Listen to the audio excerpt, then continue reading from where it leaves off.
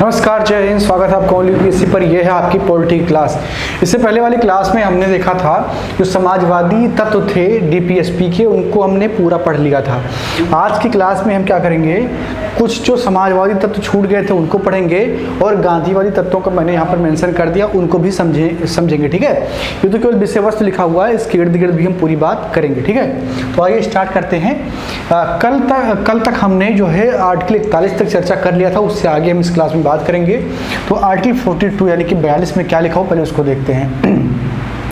काम की न्याय संगत और मानवीय परिस्थिति सुनिश्चित करने के लिए एवं मातृत्व राहत प्रदान करने के लिए प्रयास करेगा। ठीक है, इसमें जितनी भी चीज़ें हैं वो राज्य को जो है एक तरीके से बोली गई हैं, तो मैं हर जगह राज्य मैंने लिखना उचित नहीं समझा, तो आप इसको जो है डिवाइड करेंगे। हर जगह पर राज्य को ही एक तरीके से डायरेक्शन दिया गया है कि आपको ये करना चाहिए। ठीक है, तो यहाँ पर आर्टिकल 42 में क्या है कि काम का जो है वो न्याय संगत परिस्थिति होना चाहिए।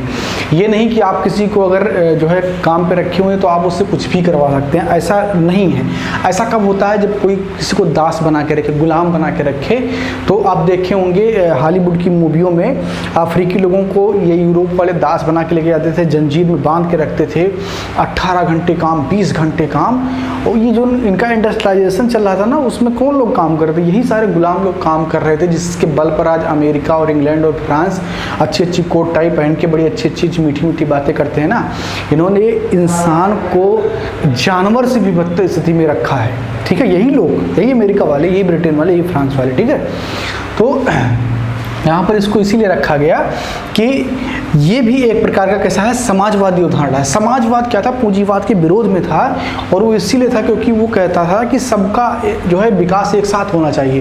क्योंकि कैपिटलिज्म क्या कहता है कि निवेश और निवेश करके लाभ को बढ़ाना वो किसी भी कीमत पर हो सकता है। ठीक है, आर्टिकल 43 में क्या है कि कामगारों के लिए निर्वाह योग्य मजदूरी और एक उचित जीवन स्तर सुनिश्चित करने का प्रयास करना।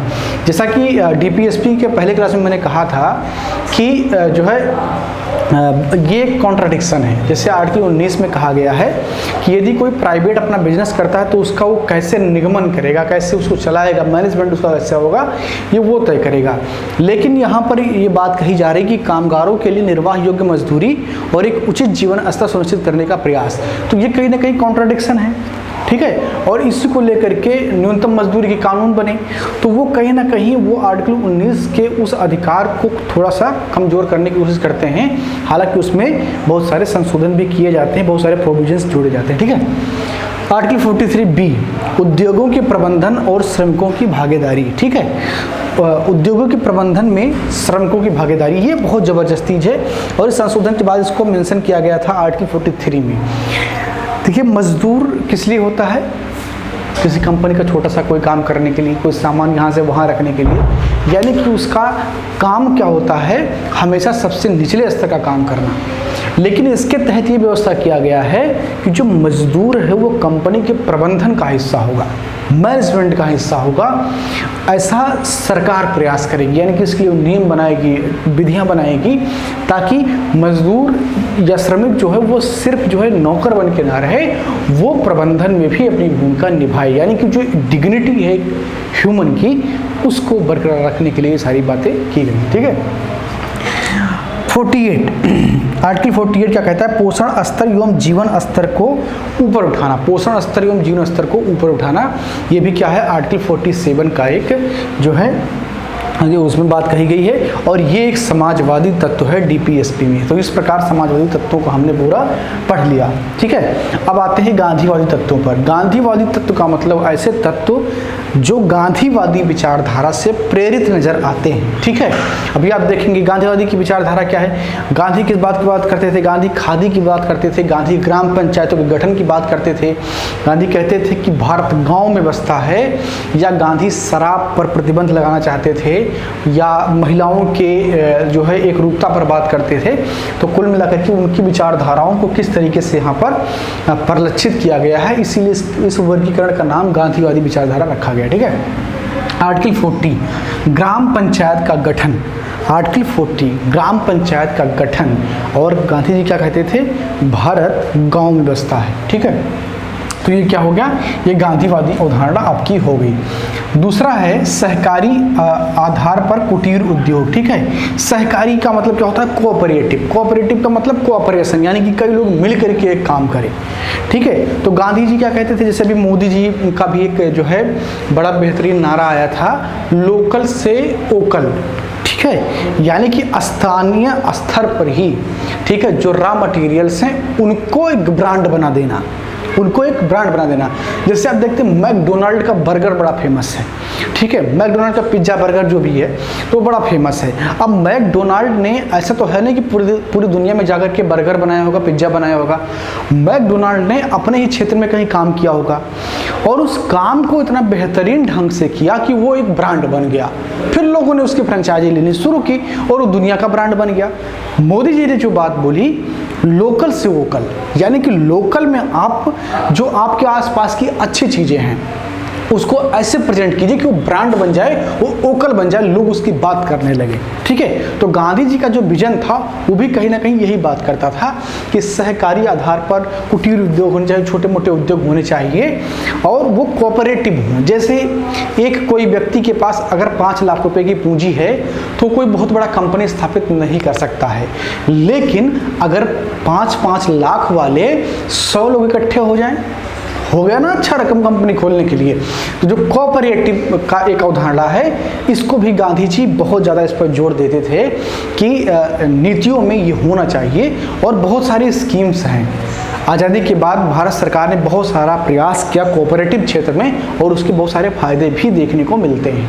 ठीक है, आर्टिकल 43B सहकारी समिति के स्वैच्छिक गठन और स्वायत्त कामकाज। ठीक है, तो वो बिल्कुल उसी से संबंधित है, आर्टिकल 43 से संबंधित है। जो सहकारी समितियां हैं उनका प्रबंधन और उनका गठन स्वैच्छिक होना चाहिए। जो लोग उससे जुड़े हुए हैं उसका प्रबंधन वो करें और स्वैच्छिक तरीके से करें। इससे क्या होगा कि उनका मोटिवेशन बढ़ेगा, वो अच्छे से और काम कर पाएंगे। तो ये भी एक गांधीवादी अवधारणा है। आर्टिकल 46 आर्टिकल 46 क्या है? SC/ST की शिक्षा एवं आर्थिक हित के बढ़ावा देने के लिए बात करता है कि राज्य को ऐसा प्रयास करना चाहिए।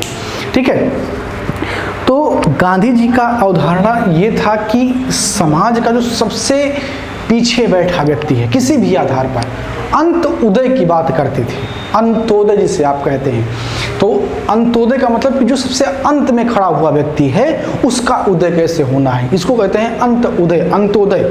ठीक है, तो गांधी जी कहते थे कि समाज में जो सबसे पिछड़े वर्ग हैं, यहाँ पर आधार देखिए जाति को नहीं रखा गया है, यहाँ पर आधार क्या है? आर्थिक है और शिक्षा। ये तो महत्वपूर्ण आधार हैं, इसके आधार पर जरूर बात होनी चाहिए। तो SC/ST समुदाय जो था वो शिक्षा क्षेत्र में भी पिछड़ा हुआ था, क्योंकि वो ज़्यादातर जंगलों के आसपास रहते थे। मुख्य जो कह सकते हैं बाजार था उससे बहुत दूर थे वो, इसीलिए वो शिक्षा एवं आर्थिक दोनों रूप से बहुत पिछड़े हुए थे। तो गांधी जी का ये उनका भी एक मत था कि जो समाज सबसे पिछड़े लोग हैं उनको मुख्य धारा से जोड़ा जाए। इसीलिए इस प्रावधान को DPSP में मेंशन किया गया कि SC/ST के शिक्षा एवं आर्थिक हित को बढ़ावा देने के लिए प्रयास सरकार को करना चाहिए। आर्टिकल 47 सार्वजनिक स्वास्थ्य की बात करता है। इसी में शराब पर प्रतिबंध की बात है। अब सोचिए DPSP में ये बात कहा गया है कि सरकार को प्रयास करना चाहिए कि शराब पर बंदी लगा दे। सरकार तो शराब को और बढ़ाना चाहती है क्योंकि रेवेन्यू का सबसे बड़ा स्रोत शराब है। बिहार के सरकार ने बहुत ज़्यादा जिगरा करके उसको बंद किया, लेकिन क्या हुआ, वहाँ इल्लीगल तरीके से शराब बहुत ज़्यादा बिकती है। गुजरात में आप देखते हैं, कुछ दिन पहले शाहरुख खान की एक मूवी भी आई थी, आपने देखा था कि किस तरीके से शराब बैन होने के बाद में बहुत बड़े लेवल पर शराब की बिक्री वहाँ हो रही थी। तो DPSP में जो लिखा हुआ है वो न्यायालय द्वारा परिवर्तनीय नहीं है। और दूसरी बात यह है कि एक समन्वय बना करके काम करना होता है। जब पॉलिसियाँ बनाई जाती हैं, सरकारी पॉलिसीज़ बनती हैं, तो कहीं ना कहीं इस तरीके से बनाई जाती हैं कि वो जो है प्रैक्टिकल भी हों और वो कहीं ना कहीं सुधारात्मक कार्रवाई भी हो। ठीक है, इसके अलावा अगला आप देखेंगे आर्टिकल 48 गाय बछड़ों और दुधारू पशुओं के वध पर रोक लगाना। ठीक है, गाय बछड़े यानी दुधारू पशुओं पर रोक लगाना।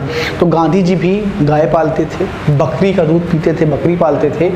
तो उनका ये मानना था कि जो दुधारू पशु हैं उनसे दूसरे प्रकार का लाभ लिया जा सकता है। उनसे प्रोटीन आप लेते हैं, उनके गोबर से खाद बनता है, वो खाद आपके खेतों के लिए बड़ा बेहतर होता है, ठीक है, उसमें रसायन डालने की ज़रूरत नहीं पड़ती है, अच्छा उपज होता है। तो कुल मिलाकर के उनको काट के खाने से ज़्यादा अच्छा है उनको पाल के रखना और जो उनके प्रोड्यूस हैं, जो उनके उत्पाद हैं, उनका प्रयोग करना अपनी बेहतरी के लिए, समाज की बेहतरी के लिए, मानव की बेहतरी के लिए, इसलिए इसको यहाँ पर मेंशन किया गया। तो ये थे गांधीवादी तत्व आपकी डीपीएसपी में जो हैं, ठीक है।